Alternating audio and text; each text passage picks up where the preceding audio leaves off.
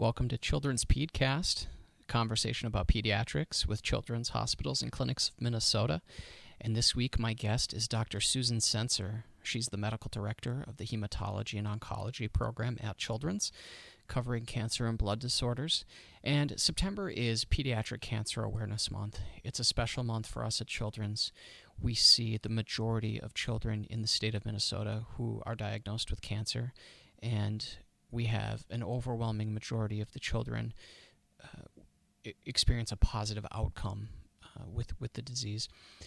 We also are having our second annual Shine Bright Bash, which is taking place September 12th at the Metropolitan Ballroom and Clubroom in Golden Valley. You can check out our website at childrensmn.org/shinebrightbash for tickets to that. It was great to talk to Dr. Sencer. She received an honor from Newsweek recently as one of the top cancer doctors in the United States for 2015.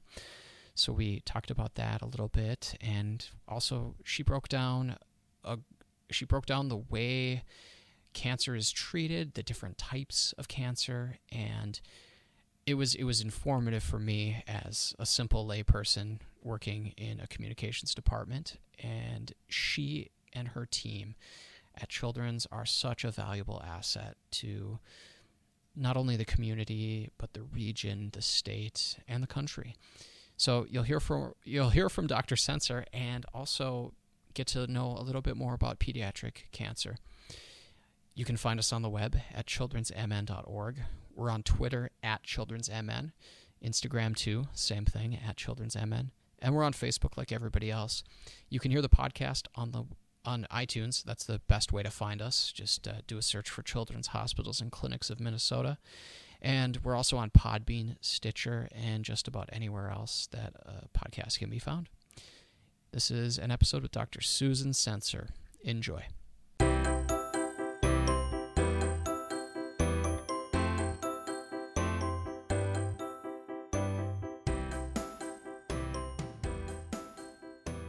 I need to start by congratulating you on the Newsweek honor. Are you tired of that yet?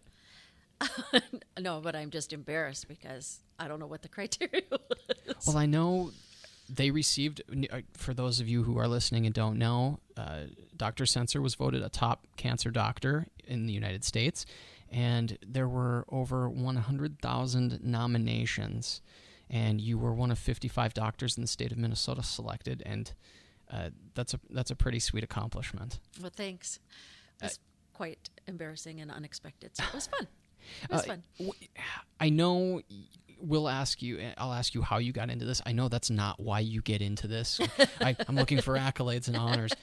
But when stuff like this does happen, are you able to step back from it all and say, I guess I have done some good? Or do you, I don't know if I'm phrasing that right.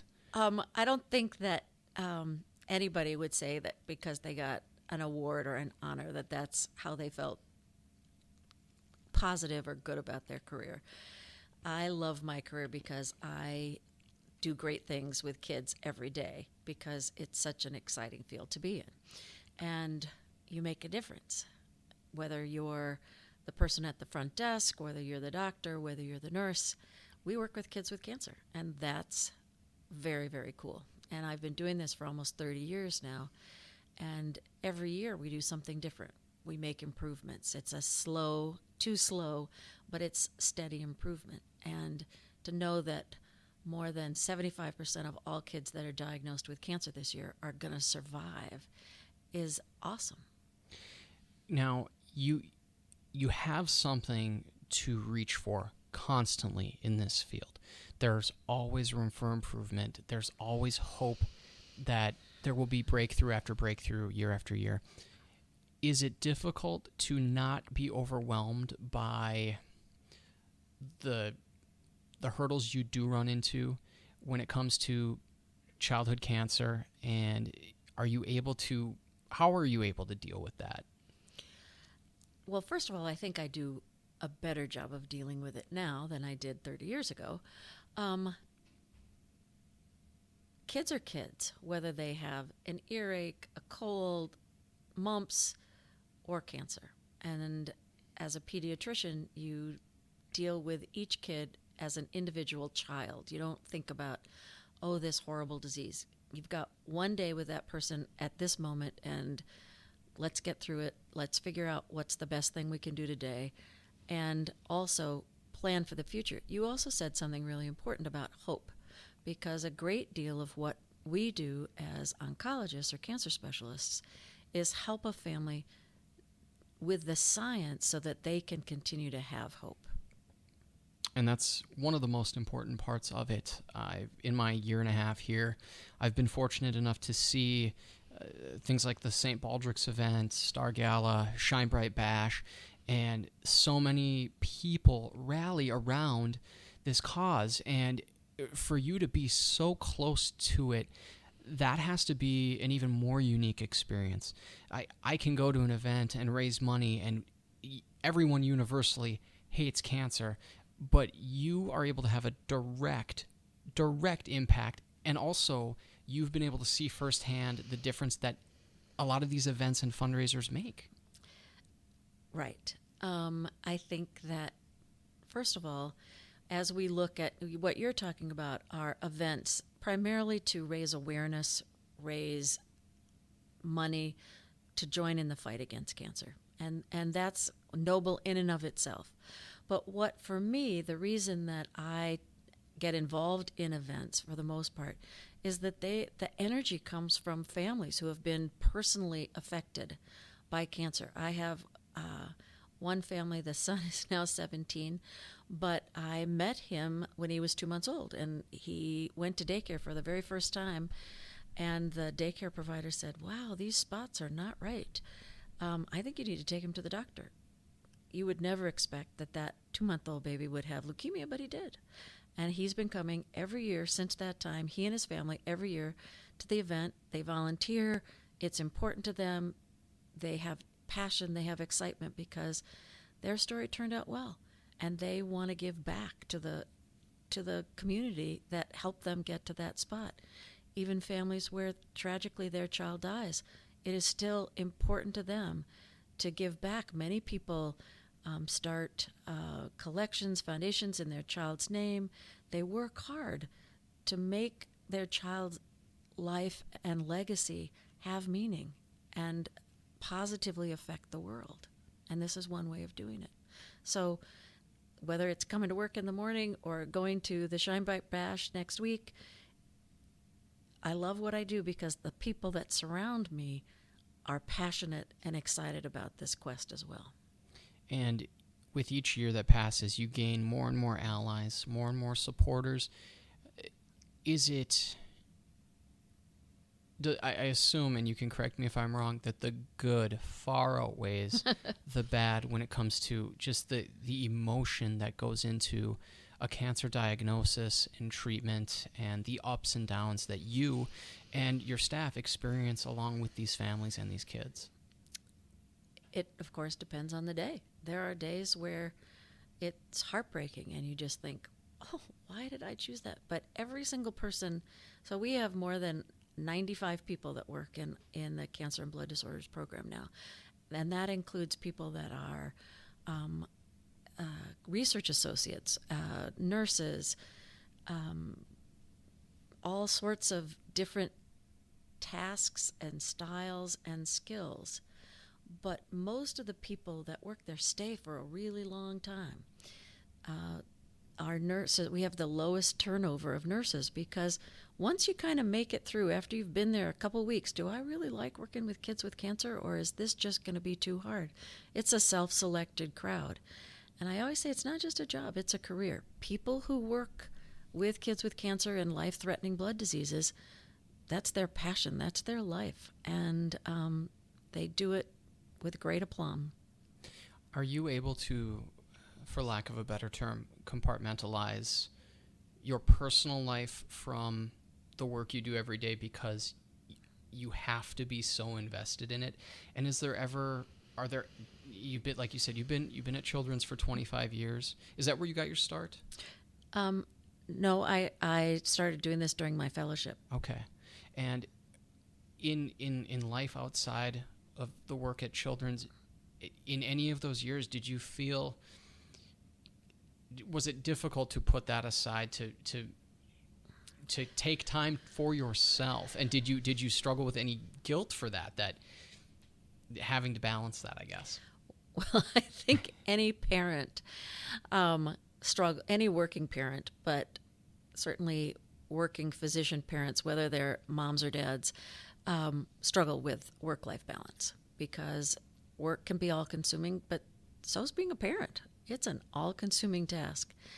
And pediatricians really like kids, so they really like their own kids. So they really want to be with their own kids.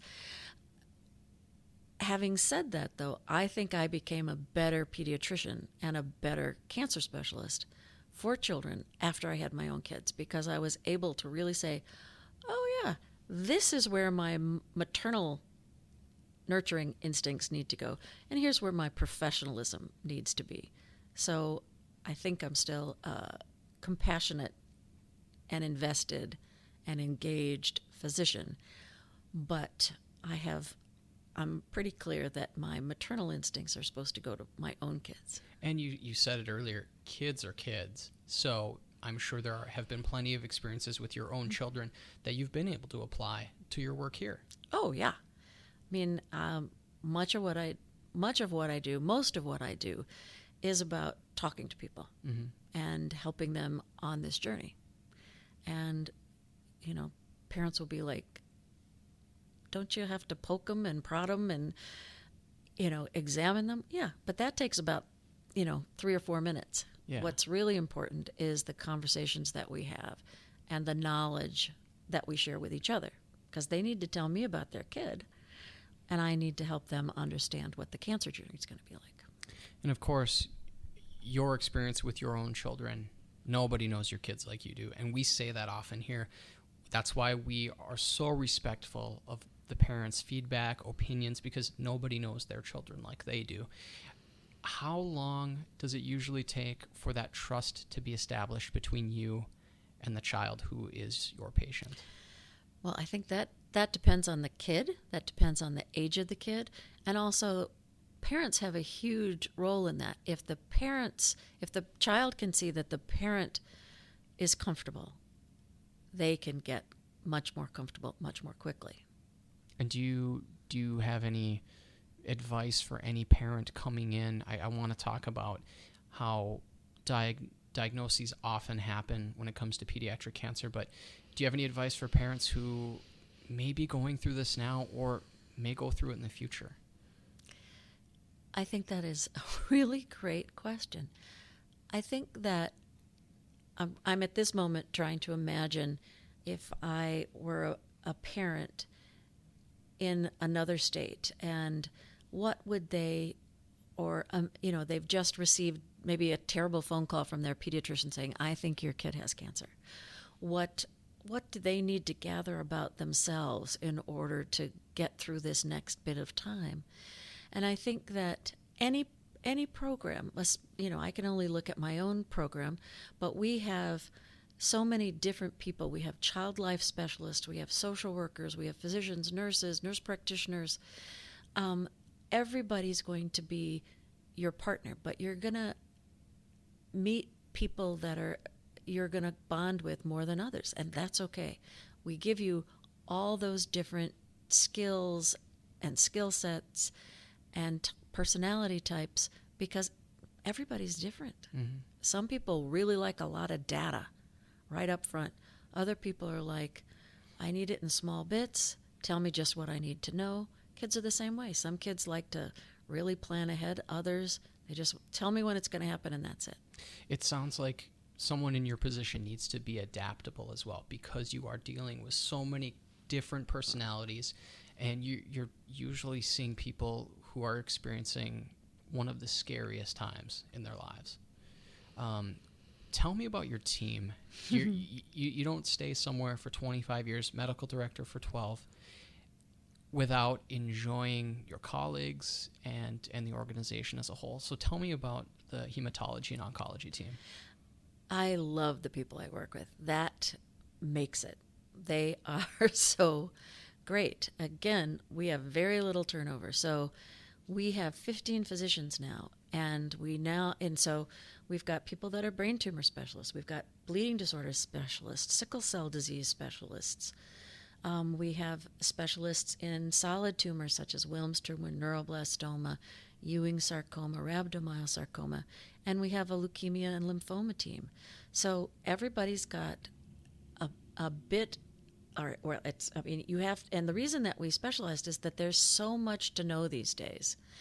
The experience and the amount of medications and the types of research that are being done are so overwhelming that for us to really maintain our edge, we felt that we needed to not be generalists, but to be sub-specialists. Mm-hmm. And so we, for instance, are known as a place that has some of the best brains behind relapsed leukemia, which is the fourth largest killer of children who die from cancer is because of relapsed leukemia. So we've really made a name for ourselves in that area. We also have 14 nurse practitioners who also are divided up in terms of their skill set, but some of our nurse practitioners are very involved in the late effects. Because so many kids survive, we have to have an entire board of knowledge for people to know about the problems that exist for the people who have survived childhood cancer. We also have specialists in adolescent and young adult because their experience of cancer is really different than, say, a 3-year-old. Mm-hmm. So people have carved out areas that are their specialty. And so it's, I mean, those people are so smart. I just am in awe every day. Yeah. But, you know, we've got nurses in our department that are going to celebrate their 40th anniversary, their 35th anniversary. People just stay because they really love working with this population. And they are, again, so compassionate and so smart. And it seems that you all share a common interest in helping kids. And it seems, and not just it seems, it is just an incredibly bright group. Do you feed off each other? Oh, yes. And most of the time, that's a good thing. Sometimes, Mm-hmm. you know, we can get so passionate that it can be kind of... You're fighting for real estate? A little bit rough. But I just have to tell you about something that happened at noon today. So one of my nurses, Ellen, who she will not mind that I said turned 40 this weekend. Congratulations. Happy birthday, Ellen. But she was my patient when she was 11 years old. She developed acute myelogenous leukemia. And so we had this party for her, of course, where many of us are crying, and we snuck her, it was a surprise party. We had her parents come in. Oh. And there were 3 physicians there who had taken care of her at that time in her life and have been helping. You know, we were so excited when she wanted to become a nurse and work with us and stay with us. And in our hospital, we have, I think, 8 different individuals who are long-term survivors of childhood cancer who wanted to come again, give back, be part of this world. And it is a great honor.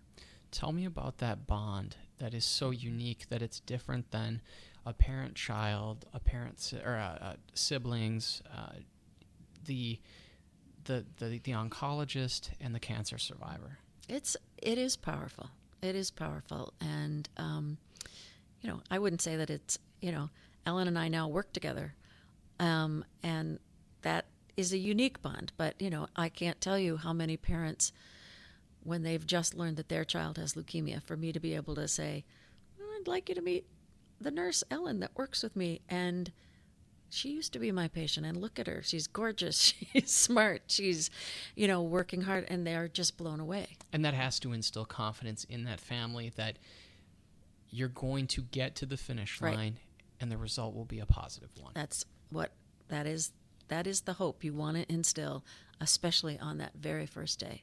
You know what? We're going to be a team, and we're going to get there. I know that every case is unique. Every child is unique. And the family dynamics can be all across the board. But is there a typical, and I hate to use that word, but is there a typical diagnosis as far as when it comes to a family being concerned in bringing the child in, or is it routine physicals that discover it? No, I would say it's all across the board, and that's what makes it so hard on some levels, because most of the time, whatever the problem is, it's not going to be cancer. Thank goodness. Cancer is a very rare diagnosis in children. Period, end. Having said that, about 12,000 kids are going to get diagnosed with cancer in the United States this year. And about 1/50th of those are going to be in the state of Minnesota. And most of them are going to come through our doors. But the pediatrician should not think cancer first, because it's just rarely going to be. The average pediatrician is going to see one case of cancer in his or her career. So it's rare, thankfully. But when they present, the one universal experience is that they're scared to death. And everybody feels guilty because they think, what could I have done differently? Should I have brought my kid into the doctor earlier? No, it's not like adult cancers where, if you hadn't ignored that for a year, life would be different. No, childhood cancer tends to come on quickly, for the most part. And so people, the signs and symptoms can appear literally within a day. Mm-hmm.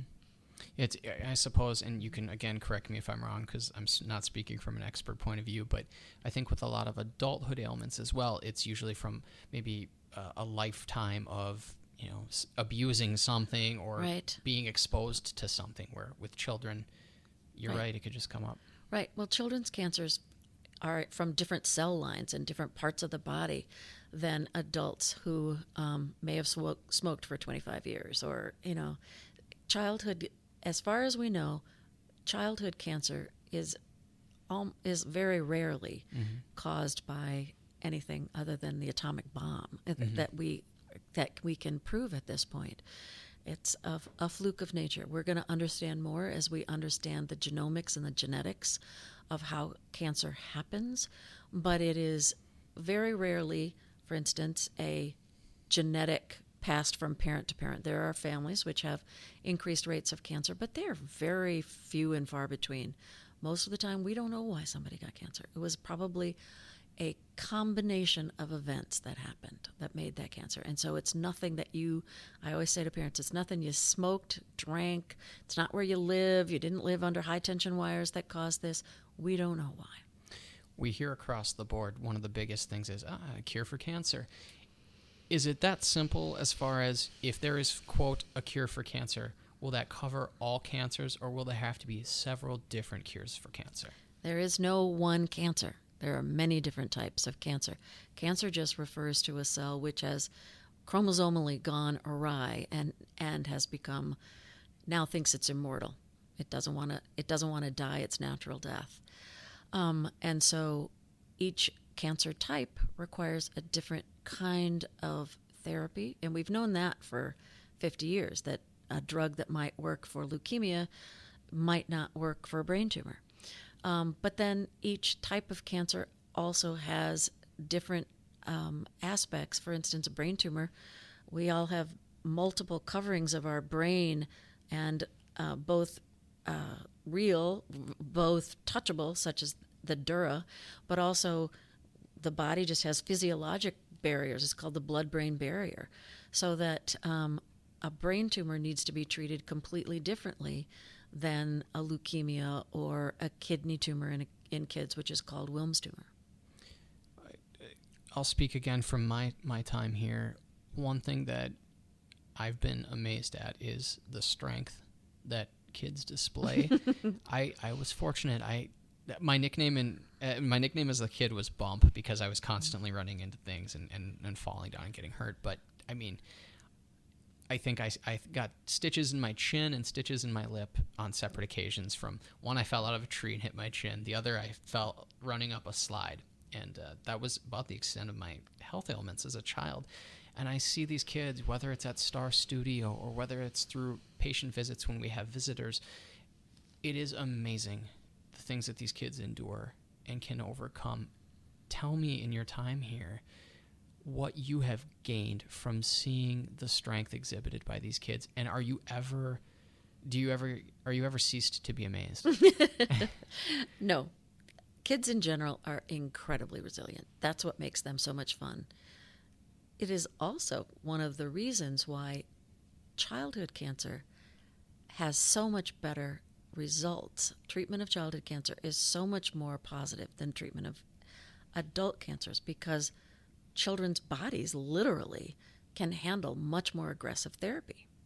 So, they start out as an advantage, but they are uniquely resilient, and part of what our team approach is to help the entire family to be that resilient, to be able to support their kid, but also be able to kind of glean off of their children's innate resiliency. What have you taken away from that? What's made you better from experiencing what you have in the past 25 plus years? I try not to sweat the small stuff, really. And as a parent, I'm sure this drove my kids crazy sometimes, but you know what? Yep, that was too bad. I'm sorry that happened, and I learned very quickly not to ever say, but you don't have cancer, Mm-hmm. But I do think it. It's like I feel blessed every day. I do have a child with a chronic illness, and that's really hard. But I have wanted him to take resiliency pills, to be able to learn to be as resilient as many of the kids with cancer that I work with. And as a parent, I just say, we can get through this. It's nice to have that perspective, and it's a great reminder to everybody that we're lucky. We are lucky. And every day is a lucky day. It is. Is there anything before we go that you'd like to share with me about the program? We have Shine Bright Bash coming up, which it's the second annual event, September 12th. It's during Pediatric Cancer Month, Pediatric Cancer Awareness Month. And last year's event was a blast. And if it's like that at all this year, it's going to be a fun time. Well, and again, the energy comes from people whose lives have been touched by childhood cancer. And so, and those of us who work in the clinic are also very involved in setting up the night and being a part of the night. But so are all of our volunteers, and they are fabulous. And last year's event was a Roaring 20s theme, and I'm not kind of a theme person, and I was kind of like, really? Do I have to? And we all got into it so much. And this year it's kind of Saturday Night Fever glam 70s retro look, and we're getting into it. We're getting costumes. We're going to be there. And people at the end of the night always say, I can't believe you doctors would just be dancing and being wild and crazy. But, I always say, we work hard, we play hard.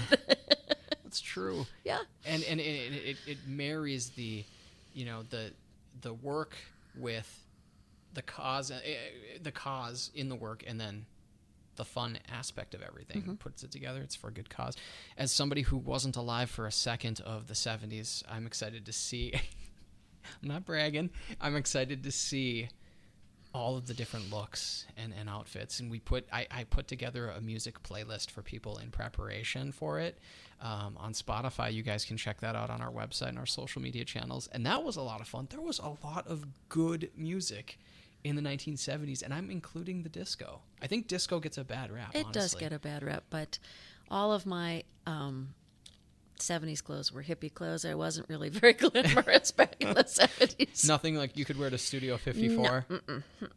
Well, Dr. Sencer, I can't thank you enough for the time you gave me, and I'm excited for the bash, and also I'm just excited for everything that your team does month after month for children's. And it's great to see. Well, thanks, and I hope you have me back. Anytime. Open invitation.